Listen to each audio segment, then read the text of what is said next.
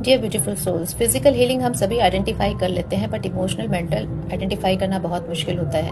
तो इसको कैसे पहचानेंगे?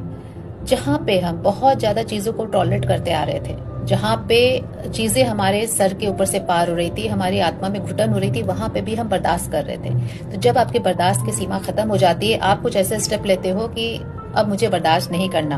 दैट मीन्स आप अपने फियर ऑफ अबेंडनमेंट से ऊपर उठे हो। फियर ऑफ अबेंडनमेंट मतलब हम त्यागे दिए जाने के डर से ऊपर उठे हैं और अब आपको वो भय खत्म हो गया है। अब आप बोल सकते हो कि नहीं, I can't tolerate this any more, right. अगर कहीं पे आपको लगता था कि आप अपनी आवाज नहीं रख पाते हो, कहीं पे आपको लगता था कि आपको कुछ बोलना है, आप नहीं बोल पा रहे हो, तो आपके अंदर फियर ऑफ जजमेंट था।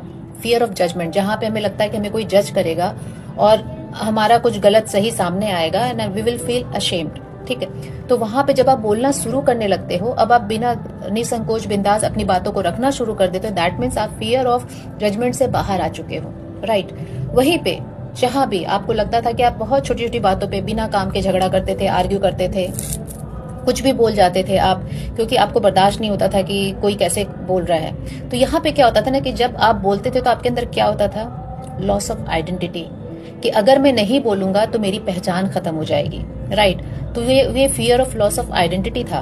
लेकिन जब आप ये समझने लगते हो कि यहाँ पे बोलने की जरूरत नहीं है, यहाँ पे झगड़ा करने की जरूरत नहीं है, यहाँ पे कुछ भी करने की जरूरत नहीं है, आप झगड़ा बोलने से ज्यादा आप साइलेंस को प्रेफर करते हो, दैट मीन्स आपके अंदर लॉस ऑफ आइडेंटिटी का फियर जा चुका है।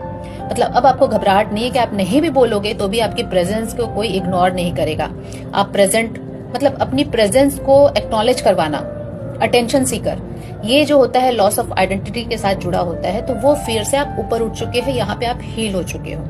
अब एक चौथा आता है कि जहाँ पे आप बिना जरूरत के प्रेजेंट रहते थे। किसी ने कुछ बोल दिया, किसी ने कुछ इनवाइट कर दिया, बट आपको सब जगह प्रेजेंट रहना था, सब जगह प्रेजेंट रहना था।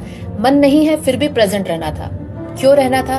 क्योंकि फियर ऑफ रिजेक्शन था कि सपोज अगर सोसाइटी में आपको कॉल किया जा रहा है, आप बार बार नहीं जा रहे हो, तो लोग आपको भूल जाएंगे, आपको रिजेक्ट ही कर देंगे, राइट।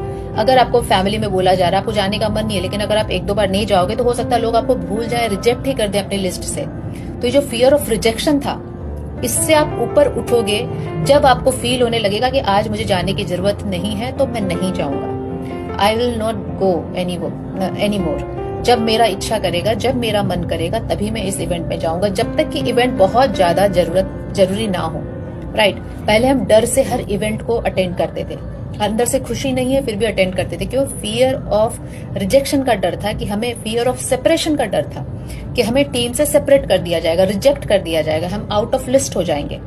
उस डर से जब आप उठते हो तो ये सारे एक तरह के ट्रॉमा होते हैं, जहां पे हम फंसे हुए रहते हैं और हम अपनी लाइफ, अपनी सोल लाइफ को हम जी नहीं पाते हैं, जो हमें करना है वो हम नहीं कर पाते।